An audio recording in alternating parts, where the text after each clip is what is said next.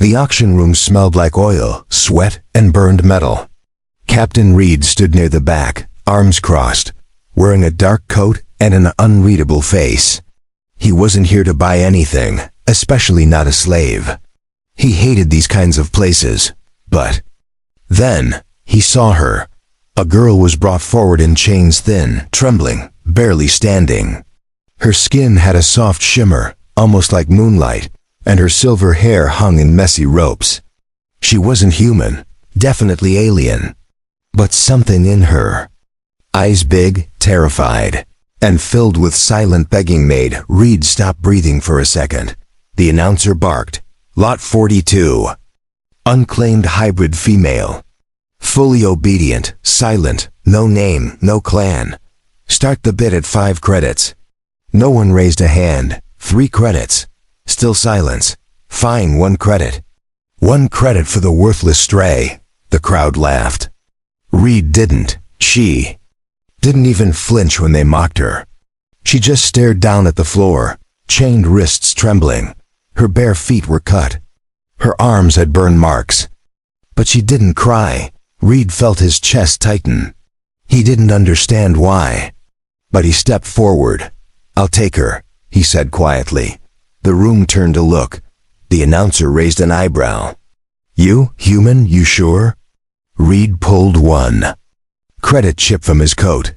"I said I'll take her." The announcer shrugged and threw him the control for her collar. "She's yours. No refunds if she bites." He led her out into the alley where it was cold and quiet. She followed without speaking, eyes wide. Reed tapped the control, and her glowing collar unlocked and fell to the ground.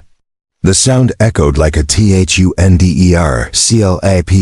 Then he did something no one else had done for her. He knelt. He reached gently for her wrists and removed the glowing cuffs one by one. The light dimmed, and the metal melted into dust. The girl froze, staring at her bare wrists. Then she dropped to her knees and began to cry, not loud sobs, not panic, just soft, shaking tears, like she didn't know how to cry anymore. Red blinked, surprised. "It's okay," he said, unsure if she understood. "You're free now." She looked up slowly. Her lips moved. He activated his small translator. Her voice came through, shaking. You took the bracelets off. You accepted." Reed frowned. "Accepted what?" She touched her wrist, then her heart. "I am yours now, forever. We are one." The translator stuttered again, then added, "Marriage." Reed took a step back. "Wait, what?" She bowed her head deeply, tears dripping onto the cold stone. "Bonded," she whispered. "You chose me. You took the sacred chains. We must be joined. I am your wife." Reed looked down at the bracelets he just destroyed. Holy hell, what had he done? He brought her back to his ship, a small freighter docked at the edge of the station. She sat silently in the passenger seat, too afraid to touch anything. Her hands stayed in her lap, and her head was down. "Do you have a name?" he asked. She looked up slowly. "Kira," he nodded. "Okay, Kira, listen. I didn't mean to marry you. Where I come from, taking off shackles means freedom, not bonding."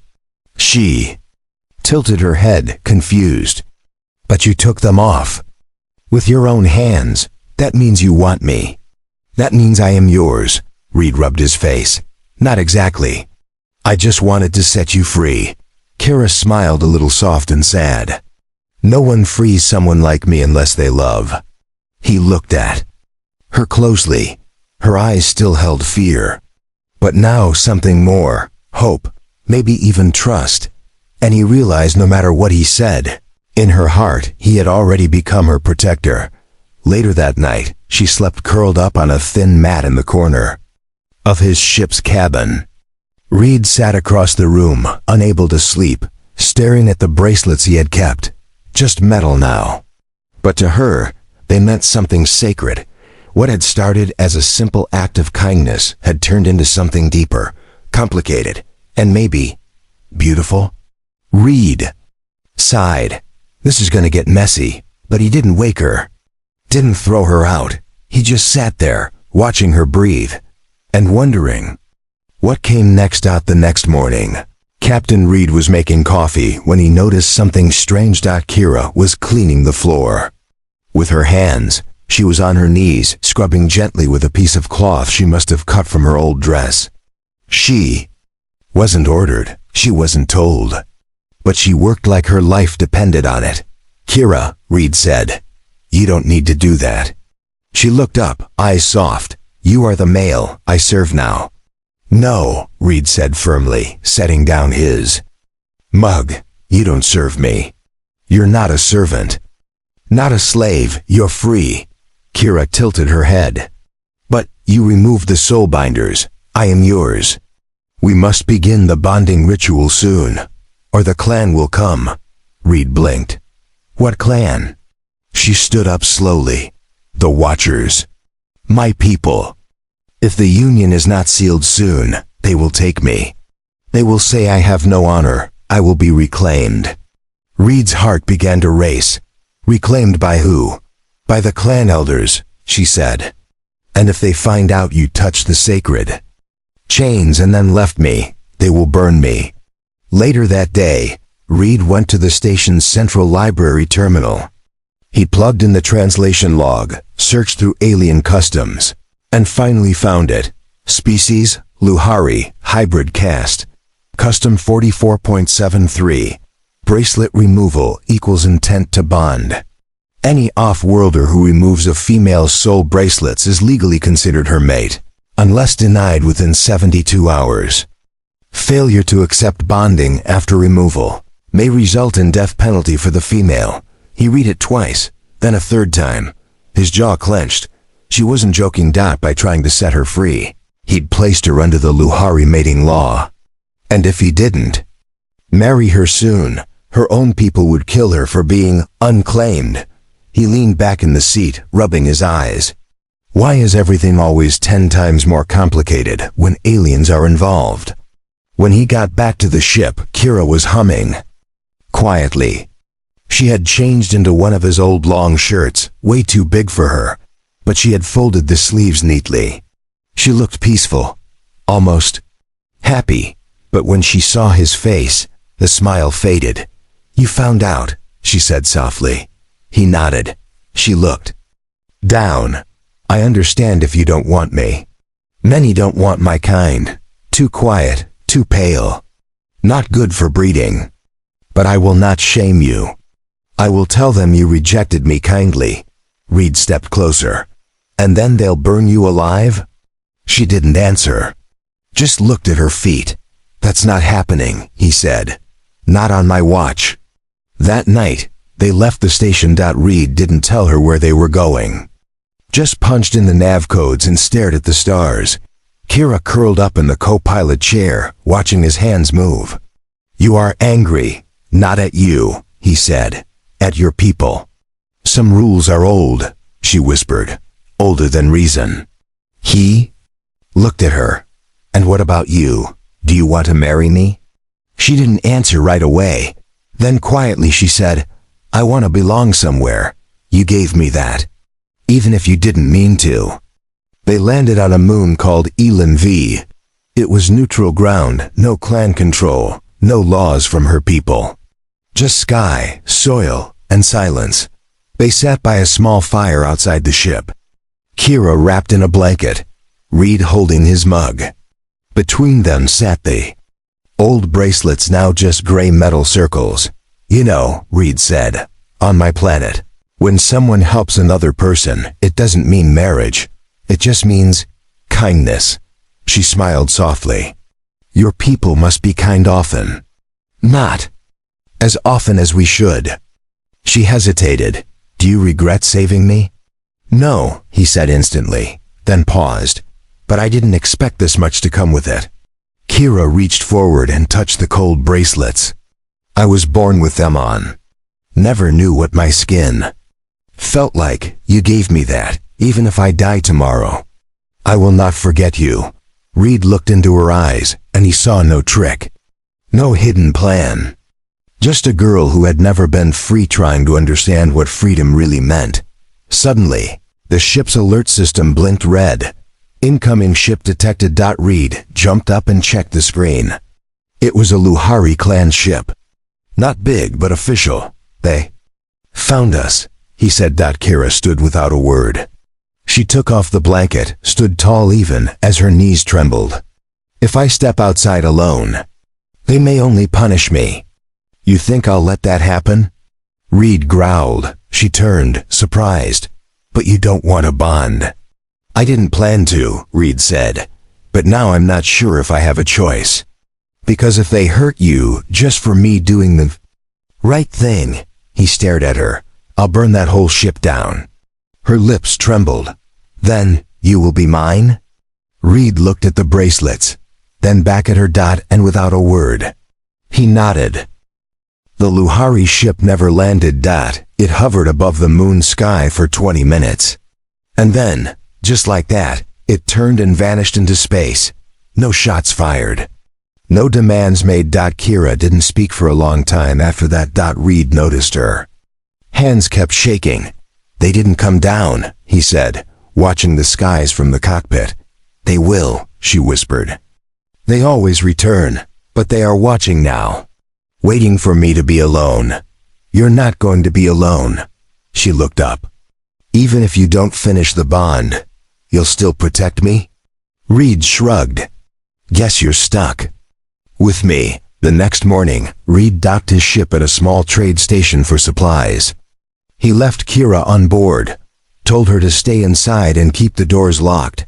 When he returned an hour later, the door was wide open. His heart dropped. He rushed inside, but before he could shout her name, he found her sitting in the engine bay, wrapped in wires and holding a plasma tool. Kira? What are you doing? She looked up calmly. You said the fuel lines were leaking. I fixed them. Reed froze. How did you even know how to do that? I watched. You fixed it before, I remembered. Reed stared at her for a second, then sighed and smiled. You're full of surprises, aren't you? She smiled back, small and shy. You said I must stay useful if I want to stay. He crouched down. Kira, you don't have to prove yourself to me. I didn't mean it like that. But I want to stay, she said quickly. Even if you change your mind, even if the bond doesn't happen, I want to stay.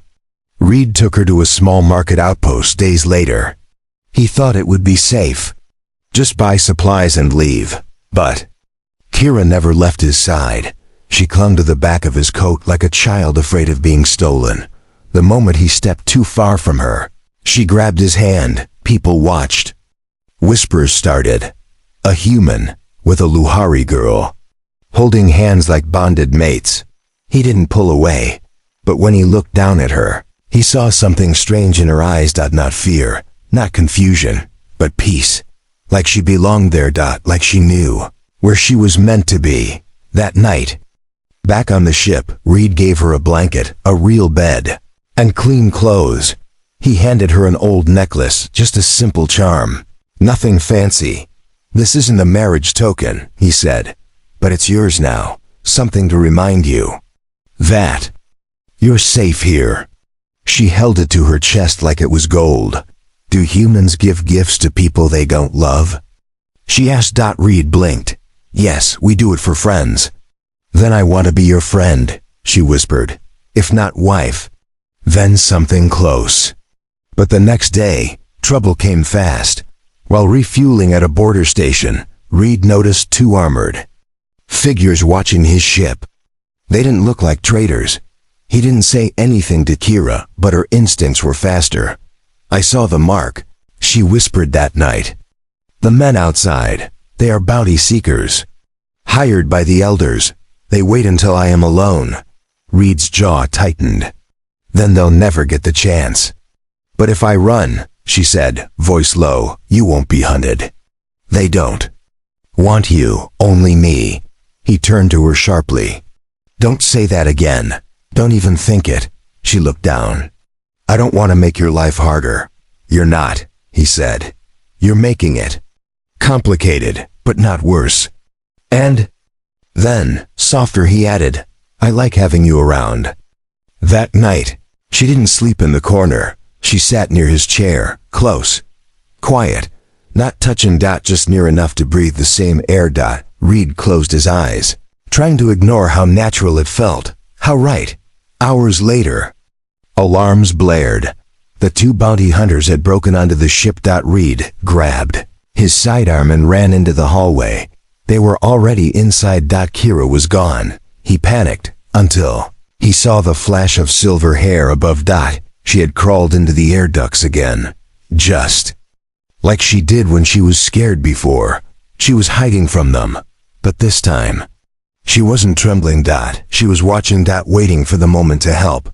Reed fought one bounty hunter in the hallway. The other circled behind, until a blast of steam hit him in the face. Kira had triggered the emergency valve. The second hunter screamed. Reed shot. It was over in seconds. Afterward, she climbed down, cheeks flushed, hair wet from the duct mist. I stayed, she said, voice shaking, even when I was scared. I stayed. Reed looked at her with new eyes. She wasn't weak. She wasn't helpless. She had chosen him, just as much as he had chosen her. I know, he said. He reached out and gently took her hand. She didn't let go. It started with silence, not the kind that comes at night, but the kind that makes your skin cold in the middle of the day. Captain. Reed was checking the navigation screen when Kira suddenly stood up, her silver hair lifting slightly as if touched by wind that wasn't there. They're here, she whispered. Reed looked at her. Who? She didn't blink. The enforcers, clan-bound, blood-tied. They've come to reclaim me. Reed walked to the scanner. A ship had arrived in orbit twice the size of his. No signals, no name, just watching. Then it blinked off screen. Vanished. They're cloaked, Reed muttered. Great. That night, Kira didn't eat. She just sat near the engine room, silent. Her eyes were open, but she wasn't seeing anything. Reed sat across from her. Talk to me. If they come, she said softly, they will not ask. They will just take. He leaned forward. They'll have to kill me first. She smiled sadly. They've done worse. Then she said something that made Reed's heart stop. If I give myself up willingly, they won't harm you. Reed stood. No, we're not doing that. You don't understand their laws. I don't need to, he snapped. I made a choice. I'm sticking with it. The next day, Reed made a plan. He'd take the ship to an old friend, someone who owed him favors, a data forger. Someone who could wipe Kira's genetic ID, make her invisible to the clans. But when they reached the jump gate, the controls locked. External override detected. Reed cursed. They've hacked the gate controls. Kira stood beside him, calm. They want me back alive, she said. But not you. If you fight, they'll end you. Reed turned toward her. They'll have to catch me first. And then the ship shuddered. Something had latched on. The outer hull alarm screamed. Reed ran to the view screen. A drop pod had attached itself, metal claws piercing the hull, and from inside it, 3 tall, armored figures stepped out. No faces, just glowing helmets. Kira dropped to her knees. She whispered, Enforcers. The lights inside the ship dimmed. Reed pulled his plasma rifle. He whispered, Hide. Kira didn't move. If I hide, you die. I told you already, he growled. We do this together. The door to the corridor opened. The first enforcer entered. Slow, calm, deadly. Reed fired. The blast hit but barely moved the figure. It raised a hand, and energy surged, but suddenly, Kira screamed. The whole ship trembled. A wave of silver blue energy burst from her body. The enforcer froze mid-motion, then collapsed. Reed turned, stunned. What was that? She fell to her knees, breathing hard. I didn't mean to. I couldn't let them take you. The other 2 enforcers stopped outside the ship, then retreated. For now. After the attack, Reed sat with Kira in the medical bay. She was weak but awake. "That power," he said quietly. "It came from you." She looked away. "The bracelets, they were never just symbols. They also sealed my energy, controlled it. My kind were dangerous without them. You saved me. I didn't want to lose you." Later that night, a message arrived on a private channel. It wasn't from the clan. It was worse. "Human male. You hold what belongs to us. You have 3 cycles to return her. If not, your planet burns next." Reed's hands trembled. Earth. They were threatening Earth. Now, he turned to Kira. She had heard it too. "I never wanted to bring harm to your world," she whispered. Reed stepped closer. He held her hand. "You didn't," he said. "They did." She looked up, eyes wet. "So what now?" Reed stared out at the stars. "Now," he said, "we stop running." Kira didn't sleep that night, not because of fear, but because something inside her had started to change. She could feel it. A warm pulse behind her ribs, a buzzing under her skin. Every breath she took, the hum got stronger. She sat quietly in the cargo bay, alone. Her hand resting over her heart. And the glow was back. Not from lights, from her. Captain Reed sat in the cockpit, staring at the silent stars. The clan's message echoed in his mind. "Return her, or Earth burns." He hadn't told command.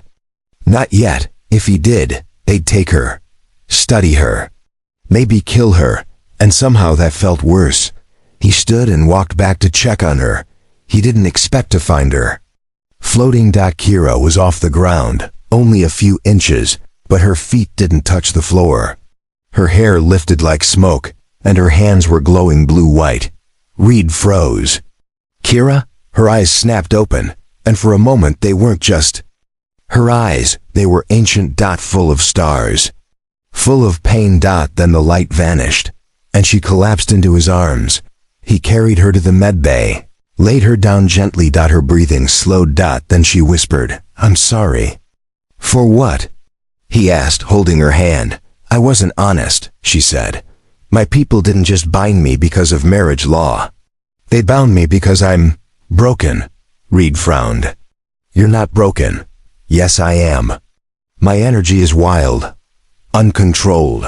When I was a child, I shattered a wall just by screaming. The bracelets kept me safe from myself. And now they're gone." She nodded slowly. "Now I'm dangerous." Reed sat beside her in silence, then said, "You saved my life, twice. That's not danger. That's a gift." She looked away. "It doesn't feel like a gift."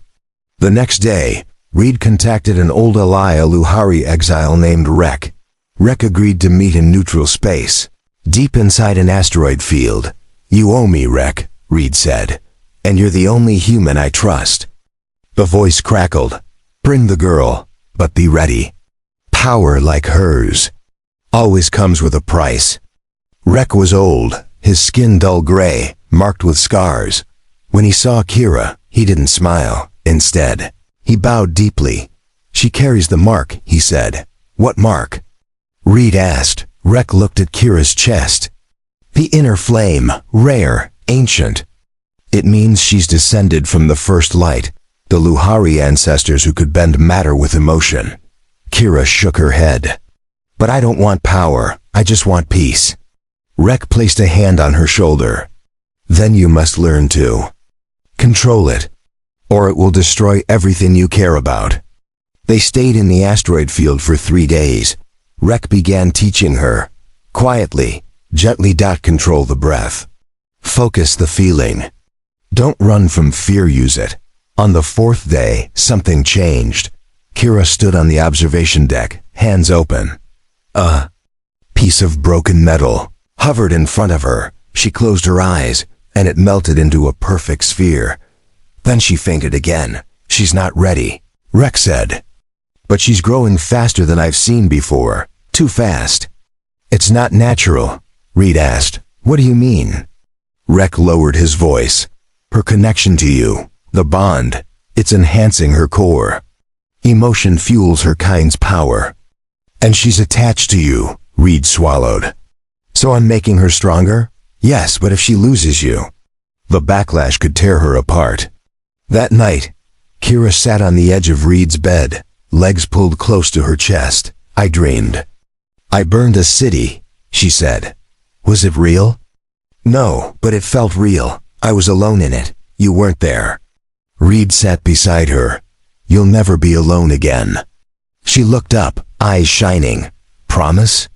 He reached out, took her hand. Promise. But across the galaxy, the clan was already moving. Another enforcer unit had been activated. This one was different, not to bring her back, but to erase her. Meanwhile, Kira stood in front of the mirror the next morning. She touched her reflection. Her eyes now shimmered faintly even in darkness. She didn't recognize herself. Not the slave, not the frightened girl, not anymore. Now she was something more, but becoming more. Always came with a cost, and the galaxy was watching. The quiet didn't last. Not for long. Reed landed the ship on a mid-tier trade world called Kotha Prime, a place known for its loose rules. Mixed species, and one important thing, no clan presence. He needed parts. Kira needed air. I'll come with you, she said, standing beside him as he strapped on his utility belt. Reed hesitated. Are you sure? It'll be crowded? She nodded. I want to walk beside you, not just hide in your ship. The markets of Kotha Prime buzzed with life. Colorful stalls. Voices in dozens of languages. Humid air laced with spices and smoke. Alien traders shouted deals as Reed browsed for engine coils. Kira walked quietly at his side, wrapped in a simple shawl. Her eyes sparkled with quiet wonder, but the peace shattered when a drunken alien stumbled in their path, tall, sharp-fanged, and angry. Watch it, human. The alien growled. Reed calmly stepped aside, trying not to escalate. But Kira stepped between them. And in a clear, steady voice she said, You just threatened my husband. Reed froze. So did everyone around. Word husband hit the air like thunder. The alien blinked, confused, then laughed. You're what? Kira raised her chin. He removed my soul binders. By Luhari law, I belong to him, and if you harm him, I'll end you.